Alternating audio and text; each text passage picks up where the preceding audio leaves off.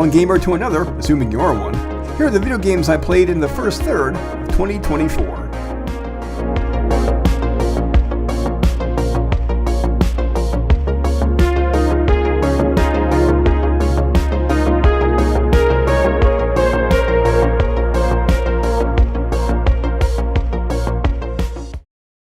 So, I could play Baldur's Gate 3, but nah.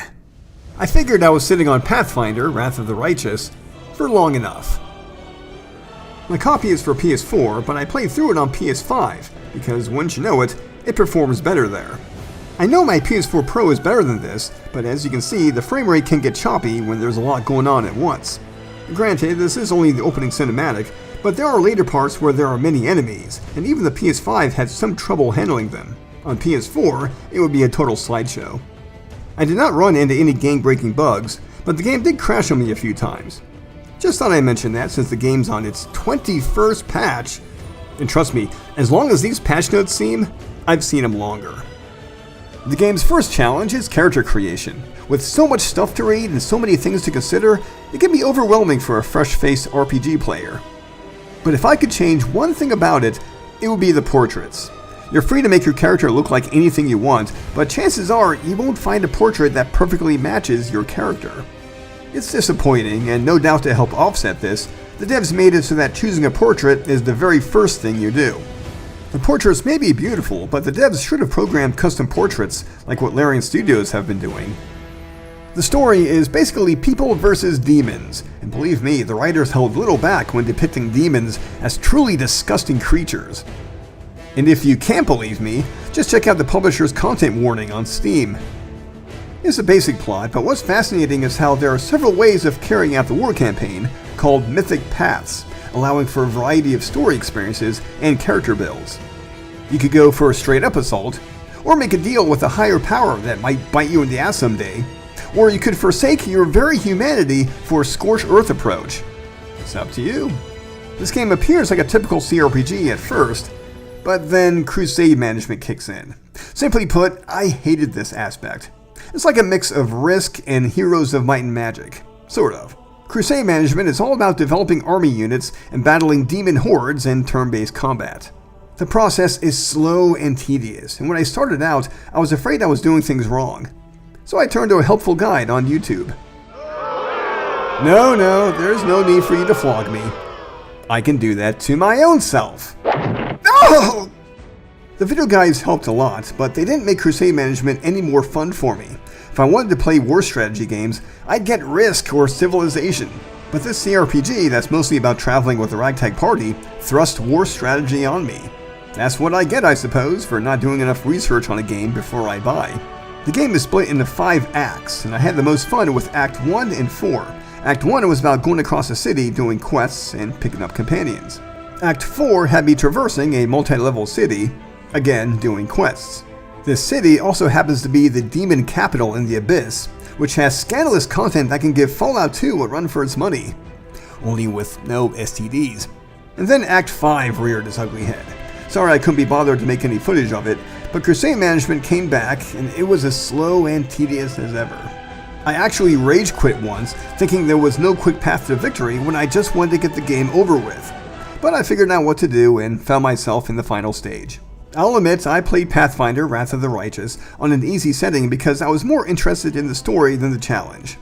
Still, crusade management was not fun for me, so I kind of regret this purchase.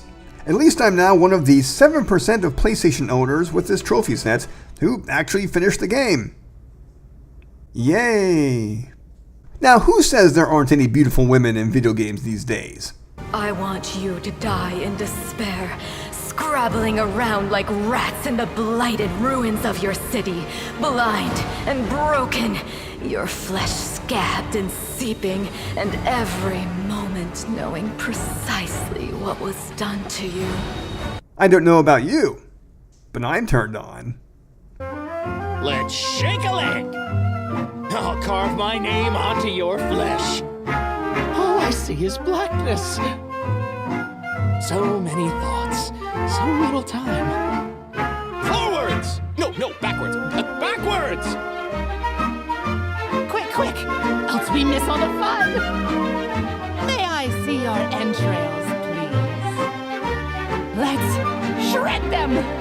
I did it. The road calls me. I'll take the bait. Wherever my legs carry me. Not just yet. I needed a palate cleanser after Pathfinder, and Sea of Stars fit the bill.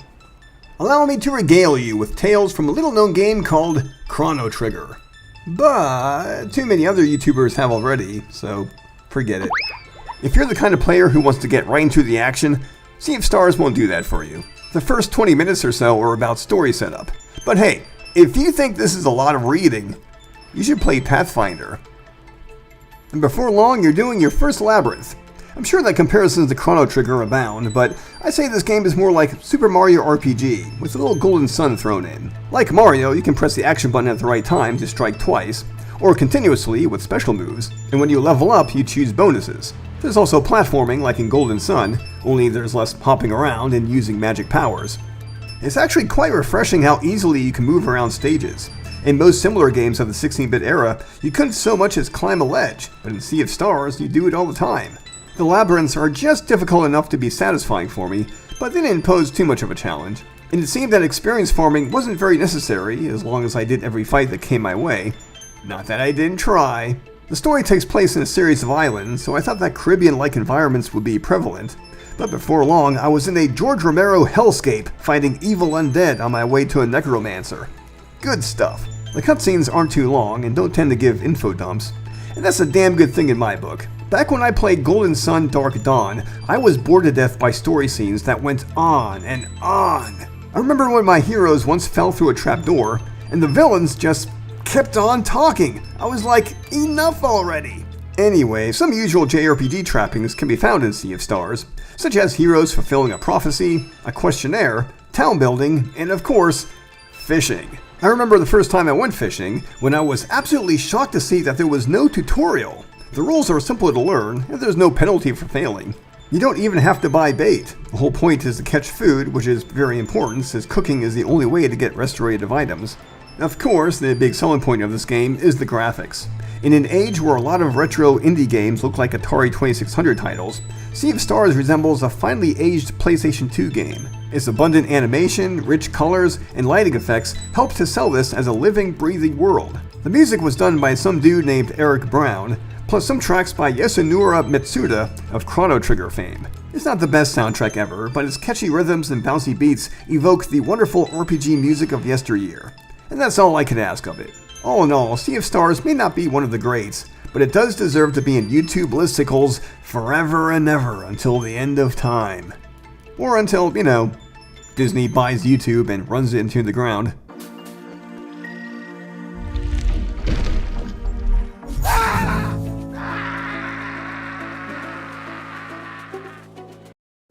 I swear I had intended on starting up Baldur's Gate 3, but I finished up Danganronpa 3 instead. Last year I played the second game in just over a month. It was an exhausting experience, so for this one, I played one chapter at a time with long breaks in between. That worked out better for me, and even if I had forgotten a few things in a later chapter, my memory was quickly refreshed. I liked the second game, but I was hesitant about getting the third because the reviews commonly said that it went to extremes in its story content. But surprisingly, Nintendo Life said it was one of the greatest visual novels of all time. So I said, what the hell? As it turns out, both criticisms are right. The writers really bent over backwards for this one to present shocking plot twists that would leave jaws on the floor.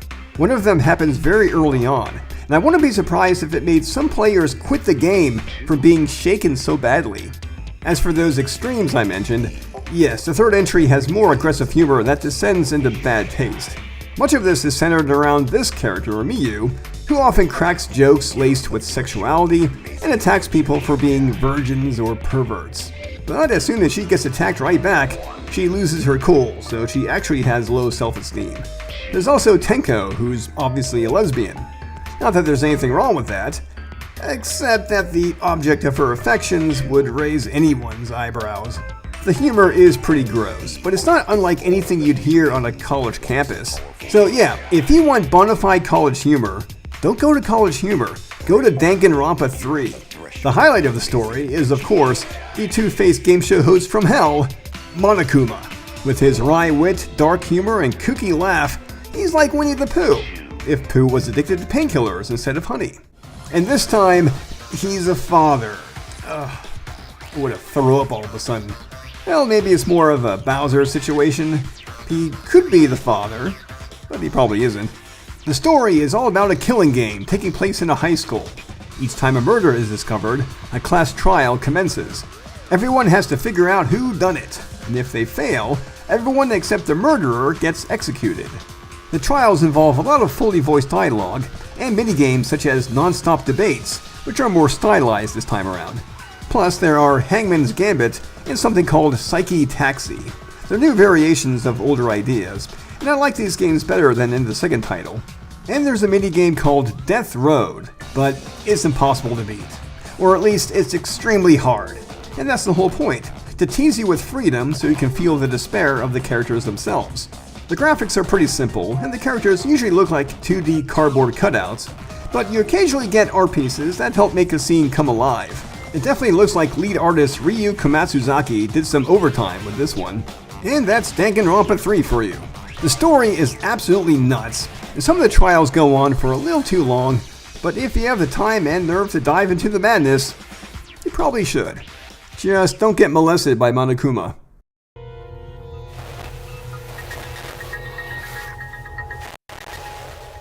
It's a lie! Don't make any trouble for Sephiroth. Huh? You went to my place? Everyone, please. Yeah? You went into my room? Yeah?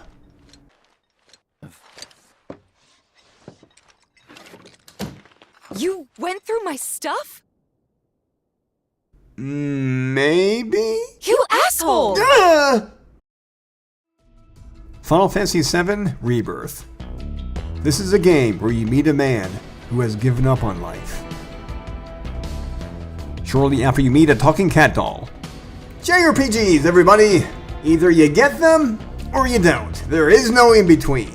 They can be gritty, they can be very anime, and some of the best ones are both. You know what's funny, besides your face?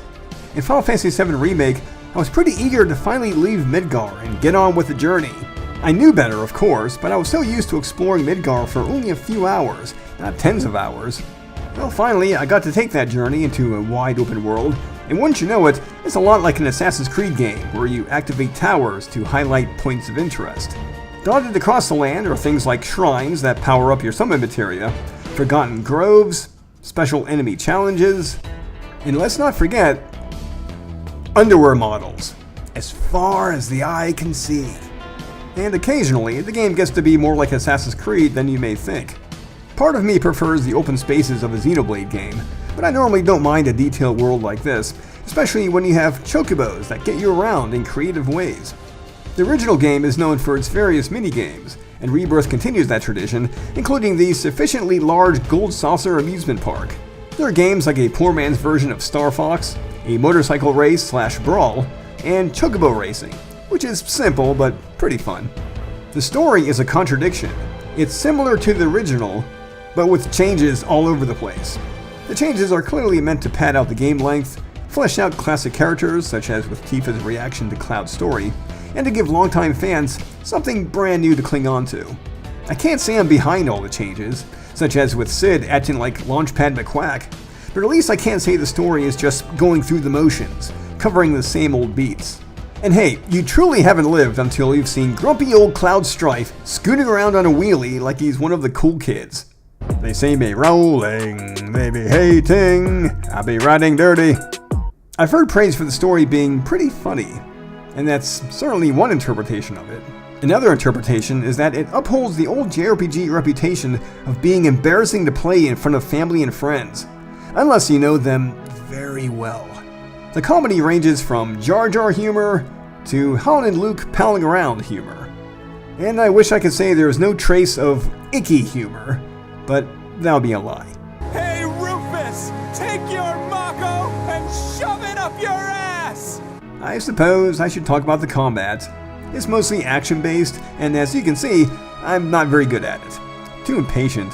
Combat is mostly the same from the previous game, but this time there are synergy skills. Depending on who's in your party, you can launch projectiles, deliver a critical strike, hone your focus, etc. Characters can also pair up for attacks, similar to limit breaks.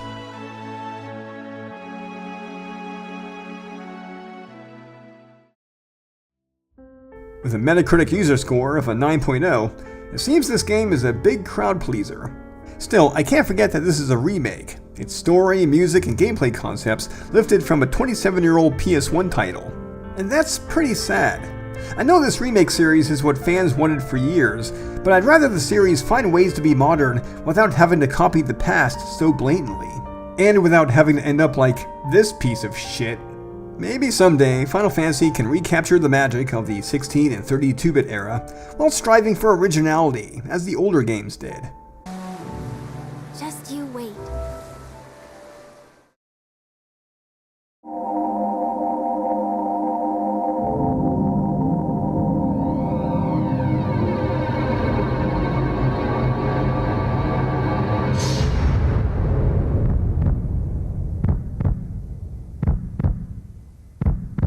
So you're telling me that Sephiroth didn't kill Aerith?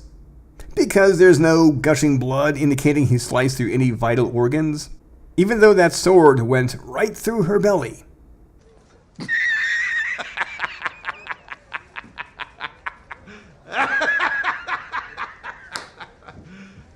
You serious? Finally, we get to Baldur's Gate 3. Unless you skipped ahead, in which case I don't blame you. This is a game where you meet a man who has given up on life. Well, you can stand there completely butt-ass naked. Yep, this game is cut from a very different cloth.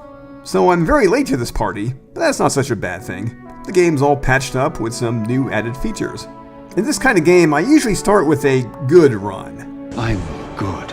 Shut up, you. But instead, I created the hottest Dark Urge character in existence, and then... This branch of flesh is begging to be pruned, and its sap sucked from. Soon as the dreams cross the threshold of your imagination, you snap back to realize they have all come true. Ooh, nasty, nasty. I could have loaded a save to set things right, but no. I should live with the consequences of my actions. For now, I'll just hold on to that guy's hand. Maybe I can give it back to him someday, so he can, I don't know, put it back on? Dealing with dark impulses is what it means to do a Dark Urge run, a unique character choice where you play as a serial killer with amnesia. You can resist the impulses, but there are times when there is no choice, and you just have to deal. The killer knifed her many times after she was dead. Was it you? I recently read a Forgotten Realms book called Azure Bonds, where a woman wakes up with memory loss and a new tattoo. The tattoo's enchantment sometimes took her over, making her want to assassinate a specific target. So this kind of story element isn't brand new to the D&D franchise, although it's probably never been as grim. Also as the Dark Urge, you meet this Day of the Dead Willy Wonka motherfucker, who claims to be your butler. He won't say who you are at first, but he's looking forward to more pleasant murder sprees. And he gives you a snazzy new cape. Actually, he's pretty damn funny. He says the most messed up things, but he does so in that snide British style that Monty Python perfected. The main story is about your character getting abducted by mind flayers, who put one of their parasites into your head. If you and your buddies don't do something about it, you'll turn into mind flayers, forever doomed to dine on brains. But at least you get a cool mind flayer mobile. A silver lining to every cloud. Your companions are an eclectic bunch, and they're definitely one of the reasons why the game is so successful. Players simply fell in love with them, even those who don't normally play CRPGs. Some are harder to love than others, though. They can be sassy, forthright, joyful, and proud, and they can have problems that people in real life can relate to. Just imagine this she-devil as an overbearing, micromanaging boss, and there you go. There's also a guardian angel watching over you. She's very cute, so I trust her with my life. Because that's how things work. When playing this game, I couldn't help but draw comparisons to the Divinity Original Sin titles, which were made by the same developer. In Divinity, you're always stuck in a bird's eye view, but in Baldur's Gate 3, you can go from bird's eye to grounded just by tilting a thumbstick. There's turn-based combat in both properties, but instead of tiny hotbars at the bottom, there are multiple radial menus. And sometimes I have Divinity on the brain, so I hit triangle to bring up a hotbar, only to cancel my character's turn instead. Ah! In Divinity, you have to sprout angel wings to cross certain boundaries, but here you can just climb and even jump. What a novel idea. And finally, I found that food in a DOS game replenished very little health, but in Baldur's Gate 3, gathering food is absolutely vital. You have to eat before resting to fully recover, because relying on potions all the time ain't gonna cut it. Oh, hello, who is this handsome devil? He seems trustworthy, and I need all the help I can get. And this is why I don't play the tabletop game, because I get easily suckered into this kind of situation. I can have an NPC trying to shove a pitchfork up my ass, and I'll be like, where do I sign? And I make a fool of myself in front of everyone. Indeed, there are surprises around every corner, such as this thing, a so-called holy font, which looks like, I don't know, Rainbow Bright's cooked up nightmare. I swear, D&D lore is weirder than I could have imagined. I play both Divinity Original Sin games, but I was still sometimes surprised at the difficulty of some battles in Baldur's Gate 3. There's usually a workaround for the difficulty, which normally involves some deception, but at times I couldn't have my cake and eat it too. There was one battle at Moonrise Towers that I was very unprepared for, and there was no way I could have helped a potential party member. Poor Jahara.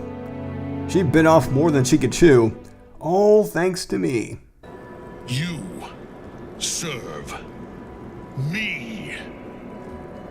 Bow, you dog. Bow!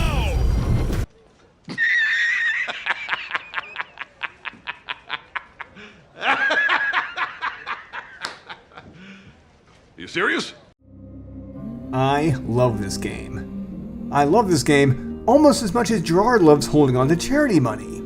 Don't worry, I'm sure he didn't touch it. He just likes to watch. Baldur's Gate 3 is very similar to my beloved Dragon Age series, and I wish it had character customization as deep as in Dragon Age 3. But with so many memorable characters and things to do, it's hard to complain too much. You regularly pick factions to side with, explore optional areas. You can even betray your own companions to get a leg up in a situation.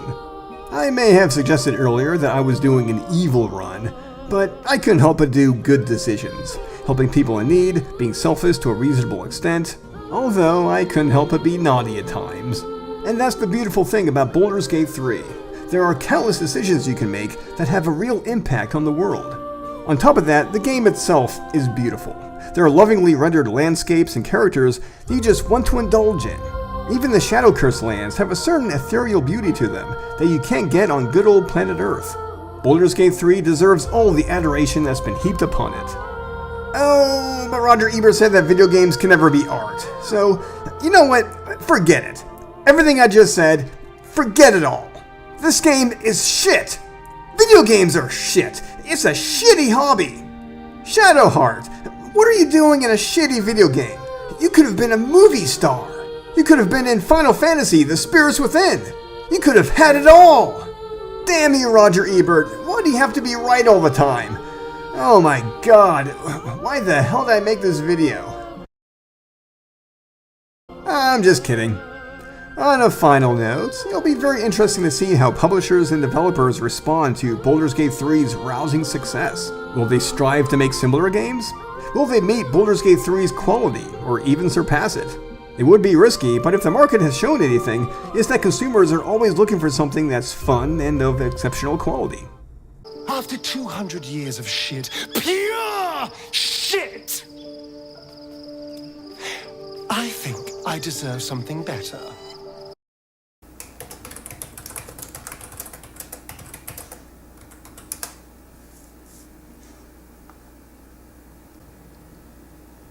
The only question is, which one of these censored pictures is the bear sex?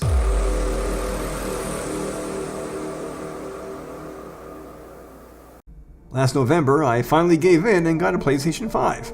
Yeah, it looks weird, like a slab of charcoal and white flatbread. But hell, it's the controller I'll be touching more often. It looks to be just as big as the PS4 controller, but it feels a little bigger. It's actually more comparable to the Switch Pro controller, especially with how heavy it is. I wish they had found a way of making it lighter and more comfortable. The first free upgrade I got was for Final Fantasy VII Remake. It plays about the same as on PS4, but the lighting effects are better, more atmospheric. I then used my PS4 disc for an upgrade for Resident Evil 2. Game's a lot of fun, and while the performance is about the same, the load times were great, about 2 seconds each time. Oh, but there is ray tracing to consider, which cuts the frame rate down by half. Wonderful. I also got Resi 3, which didn't disappoint me as much as it did other players, it seems. Maybe because I wasn't a big fan of the original to begin with. I know people are salty over the Nemesis not popping up at random, but I think it would be irritating more often than not. The game that really impressed me, though, was Cyberpunk 2077. I used my disc again to upgrade, with only 1 day remaining for the free offer. I had already played through this 2 times, so on PS5 I was taken aback at how silky smooth the performance was. The frame rate remained high without any slowdown or stuttering. Yeah, I hear you PC elites. Call me a console slave. Maybe you're right. Huh. How much do graphics cards go for these days? Thank you for watching, and I hope you check out the video I made for last year. I don't know when I can put out another, but I do have a home project I'd like to get started on. It involves a short story I wrote back in 2019. And let's not forget, I'm a published author with 8 ebooks under my belt. My 3 Roses trilogy is about 2 young people who overheard something that wasn't meant for their ears. Callie lets her ambition get the better of her, while Kane wants to leave well enough alone. The journey takes them from the fires of war to a royal palace, and even to a place not of their earth. As for video games, I don't know, maybe I'll give Genshin Impact a try. Or maybe not. Free doesn't always mean free, you know?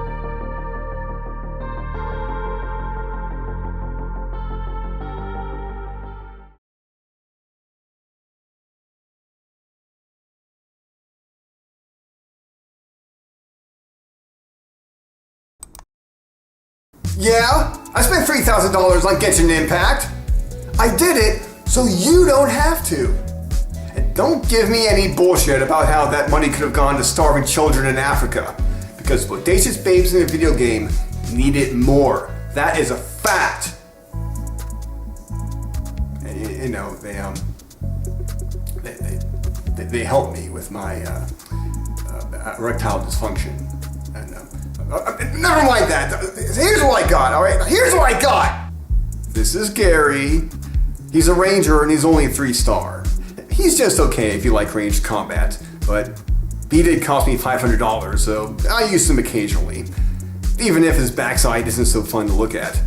Not that we'll hold that against him, right? And this is Daisy Cakes. Again, she's only a 3-star, but I like to use her a lot. I mean, look at those twin blades. She goes into battle and chops off people's dicks. And isn't that why we play Genshin Impact? Babes who chop off dicks. Hey, it's like fucking a porn star while your wife is pregnant. We all do it. And we know why we do it. And this is Emily. She's a 5-star with high stats, but she's a lowly, so I usually leave her on standby. Cause you know, I'm not into that lowly shit. Even if she did cost me like $2,000. But she is quick and nimble, so I grab her when I need her, and oh god, that came out so wrong. Note to self, take that out in post. She's quick and nimble, so when I need quick and nimble, I play as her. God damn it, how hard was that to say? I did it for you, so you can see what $3,000 can get you. I mean, what else am I gonna do? Get Baldur's Gate 3 for only $70? Baldur's Gate 3. That's some serious pussy bullshit right there. So please, like and subscribe, because I got more Genshin Impact content and love coming your way. Oh, please like and subscribe.